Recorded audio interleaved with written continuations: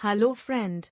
Welcome to my channel LMala. We know that in this video alphabet V pattern code in C programming language. This C code prompts the user to input the number of rows, n, for a pattern. Then, it uses nested loops to print a pattern of asterisks and spaces in the form of a diamond.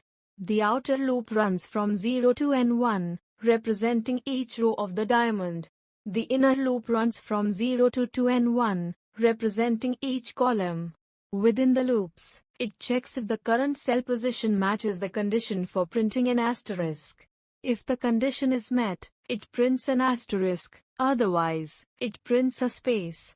The condition for printing an asterisk is when either I, the current row, is equal to j, the current column, or when j is equal to 2ni2, which represents the symmetrical position across the center line of the diamond. Finally, it moves to the next line after each row is printed.